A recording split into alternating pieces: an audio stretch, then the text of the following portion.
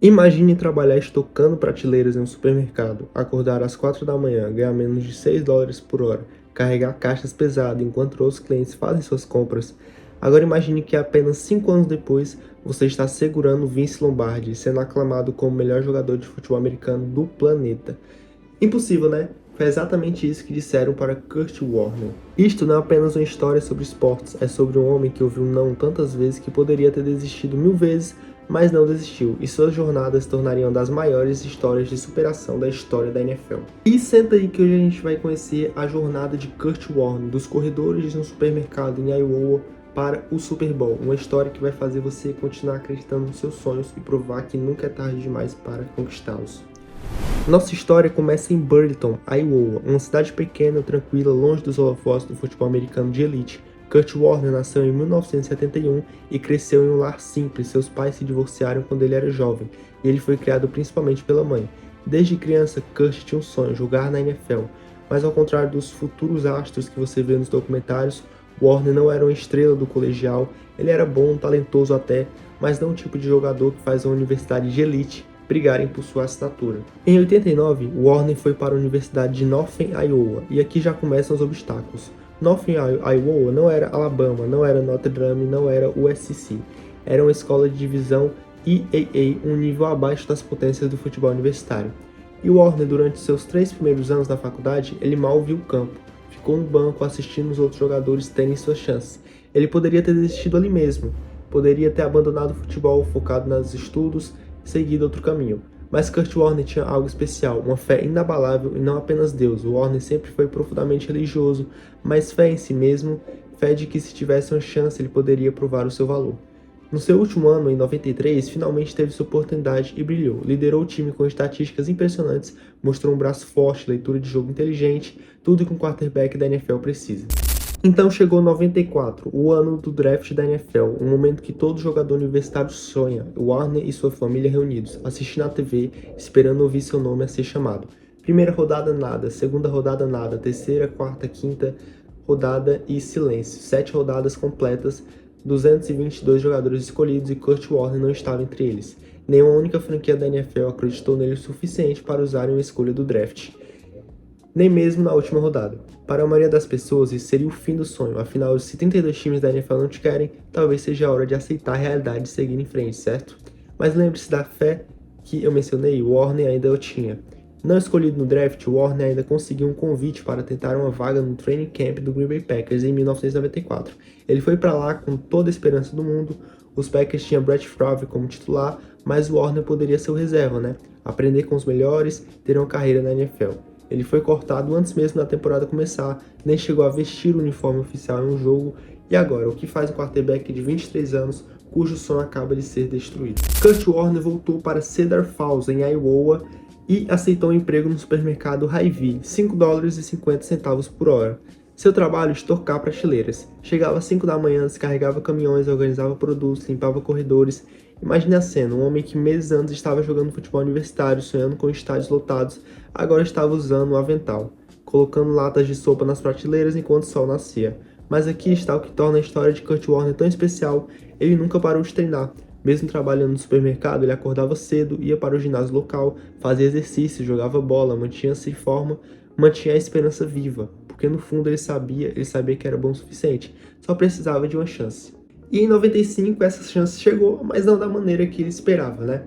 Ele recebeu uma oferta para jogar na Arena Football League pelos Iowa Barnstormers. Para quem não conhece, a Arena Football é uma versão diferente do futebol americano, jogada em campos menores, em arenas fechadas. Para ser franco, é considerado um passo abaixo da NFL, muito abaixo.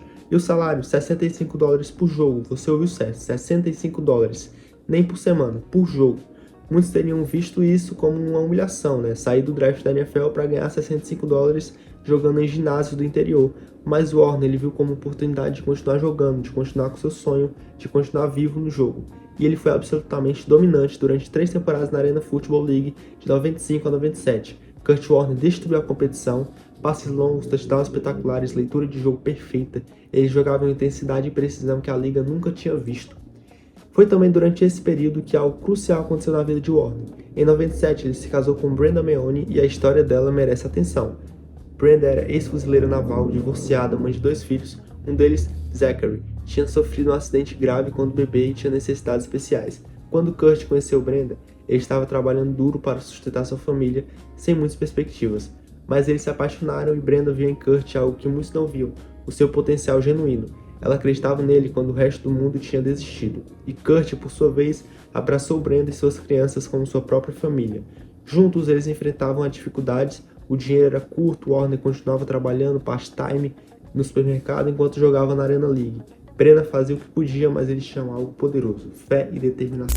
Mas, a partir desse ponto, começa a volta por cima de Kurt Warner. Em 98, quando tinha 27 anos, uma idade em que muitos quarterbacks já estão estabelecidos na NFL, Warner conseguiu outra chance. O St. Louis Rams, atual Los Angeles Rams, o enviou para jogar na NFL Europe, uma liga de desenvolvimento na Europa, pelo Amsterdã Admirals. E lá, jogando para multidões pequenas em estádios europeus, Kurt Warner finalmente mostrou ao mundo o do futebol profissional do que era capaz. Ele liderou toda a liga em jardas de passe e touchdowns. Foi nomeado MVP da NFL Europe. Finalmente, as pessoas começaram a prestar atenção nele. Ele liderou toda a liga. Os Rams, que eram donos dos seus direitos, viram os números e pensaram, talvez esse cara mereça uma chance real. No final de 98, Kurt Warner assinou um contrato com o St. Louis Rams para ser o terceiro quarterback reserva do time, pelo salário mínimo da NFL, que na época era cerca de $200 mil por ano. Um ótimo avanço, né? Pode não parecer muito comparado com os contratos de milhões que as estrelas ganham, mas para um homem que meses antes ganhava $5 por hora estocando prateleiras, era um sonho tornando realidade. Mas a história não acaba aqui, na verdade ela está apenas começando. Vamos falar agora da temporada de 99, um divisor de águas na carreira de Kurt Warner. O St. Louis Rams era um time esquecido, não ganhava nada significativo há anos, mas o técnico Dick Vermeil tinha um plano. Ele havia contratado Trent Green, quarterback promissor, para ser o novo líder da franquia. Green era jovem, tinha um braço forte, era a esperança do futuro. E Kurt Warner, ele era apenas o reserva, novamente. Durante o training camp de 99, porém algo interessante aconteceu. Warner estava tendo performances excepcionais nos treinos, ele completava passes impossíveis, comandava a ofensiva com confiança, impressionava os Colts. Tanto que Vermeil o promoveu para o segundo quarterback, atrás apenas de Green. Era progresso, mas Warner ainda era o reserva. Então, em um jogo de pré-temporada em agosto de 99, aconteceu um impensável. Então, em jogo Trent Green, o titular, o futuro da franquia, sofreu uma lesão devastadora no joelho, ligamentos rompidos, temporada encerrada, antes mesmo de começar. O Rams entraram em pânico, seu plano havia desmoronado. E agora, quem seria o quarterback titular, né? Kurt Warner, o homem de 28 anos que 3 anos antes estava estocando prateleiras, o cara que jogava na Arena Football por $65 o jogo, o quarterback que ninguém quis no draft. Ele seria o titular de um time na NFL. A mídia esportiva foi implacável, jornalistas escreveram que a temporada dos Rams estava perdida, que o Warner era bom para um reserva, mas nunca seria um titular de sucesso. Que os Rams deveriam se preparar para uma temporada desastrosa e focar no próximo draft. Dick Vermeil, o técnico, foi questionado se estava preocupado em começar a temporada com Warner. Sua resposta foi honesta. Estou aterrorizado, mas vamos dar uma chance a ele. Não exatamente um voto de confiança estrondoso, né? Primeira semana da temporada, os Rams enfrentavam o Baltimore Ravens, um time com uma das melhores defesas da liga naquela época. Então, Kurt Warner entrou em campo. Ele foi absolutamente perfeito, passes precisos, leituras rápidas, touchdowns espetaculares. Os Ravens não sabiam o que o atingiu.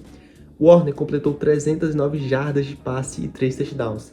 Os Rams venceram por 27-10, mas ok, né? Foi apenas um jogo, certo? Sorte de principiante. No jogo 2 ele teve 310 jardas e 3 touchdowns. No jogo 3 ele teve 310 jardas e 3 touchdowns novamente. No jogo 4, 323 jardas e 5 touchdowns.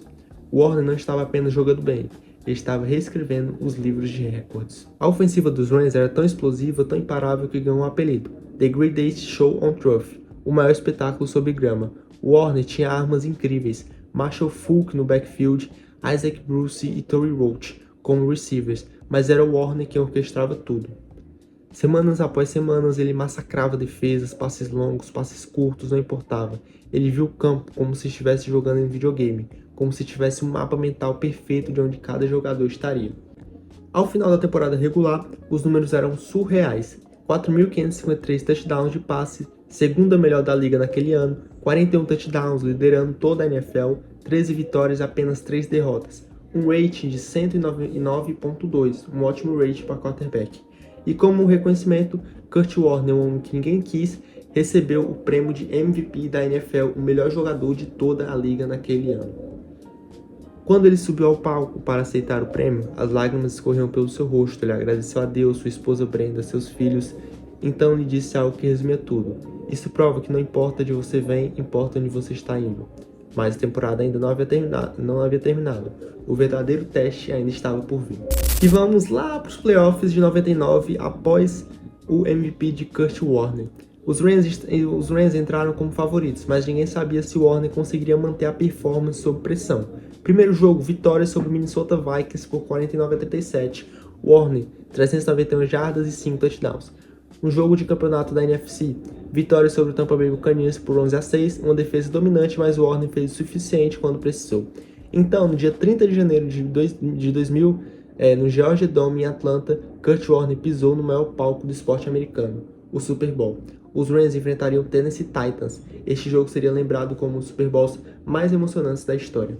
O jogo começou mal para os Rams, mas Warner manteve a calma, liderou 2 drives para touchdown, virando o placar. No intervalo, os Rams venciam por 16-0. Parecia que seria uma vitória fácil, né? Mas o Tennessee não desistiu. No terceiro quarto, eles voltaram com força, fizeram 2 touchdowns rápidos, empatando o jogo em 16-16. O Georgia Dome estava em êxtase, 70 mil pessoas gritando, milhões assistindo em casa, e tudo estava empatado com apenas um quarto para jogar. Warner sabia o que tinha que fazer. No quarto período, ele liderou um drive crucial, terminando com um passe de touchdown de 73 jardas para Isaac Bruce, 23-16 para o Rams. Mas ainda havia tempo no relógio, 6 minutos. Os Titans tinham uma última chance. E eles aproveitaram. O quarterback Steve McNair liderou um drive heróico, levando o time pelo campo inteiro. Com menos de 2 minutos restantes, os Titans estavam na linha de 10 jardas dos Rams. 4 tentativas para marcar um touchdown e empatar o jogo, forçando a prorrogação. Primeira tentativa, incompleto. Segunda tentativa, McNair corre, mas é derrubado na linha de 5.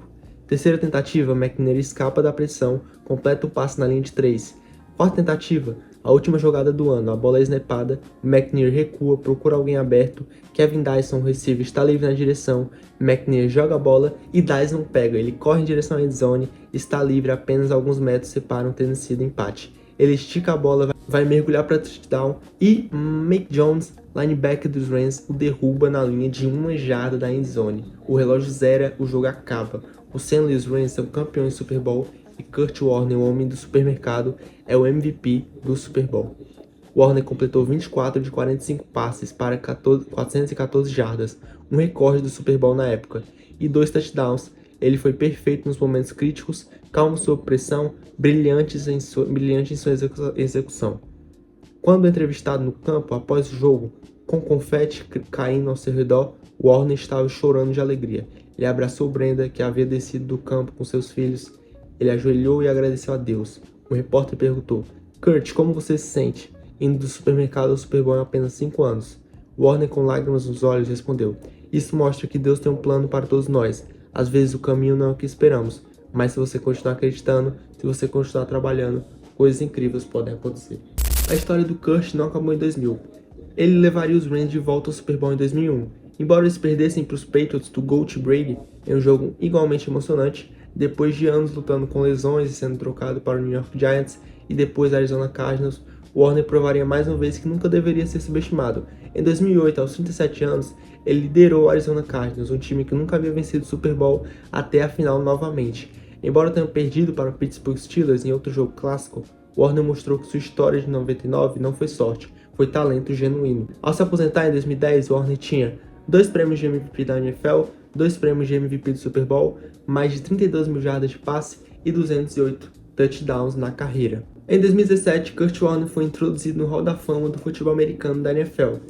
Em seu discurso, ele refletiu sobre sua jornada impossível. Nunca é tarde demais para ser ótimo, não importa onde você comece na vida, importa onde você termina. E você nunca sabe quando sua chance vai chegar, então você tem que estar pronto sempre.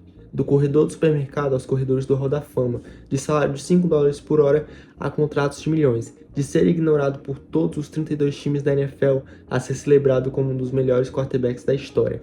A história de Kurt Warner é mais do que esporte, é sobre perseverança, é sobre fé, é sobre nunca desistir, mesmo quando todo mundo já desistiu de você. É a prova de que o improvável não é impossível, é a história que nos faz acreditar que nossos sonhos, não importa quão distantes pareçam, e ainda podem se tornar realidade. E essa foi a jornada de Kurt Warner, do supermercado ao Super Bowl, uma das histórias mais improváveis que a NFL já viu. E esse daqui foi o vídeo de hoje, né? Você gostou da história do Kurt Warner? Comenta aí pra gente o que você achou, né? Comenta aí se você gostou do vídeo, se você gostou aqui do meu trabalho. Se você gostou, dá aquele like, comenta algo positivo. A gente tem uma My Collection lá na Shopee com produtos da NFL, então é muito interessante lá se você quiser dar uma olhadinha em produtos selecionados e com desconto e com promoção muito boa, bem baratinhos. Vale a pena dar uma olhada, tá aí na descrição, nossa My Collection lá da Shopee, tá bom? E se você gostou aqui e quer mais vídeos como esse, se inscreve aí no canal para receber mais vídeos e até a próxima.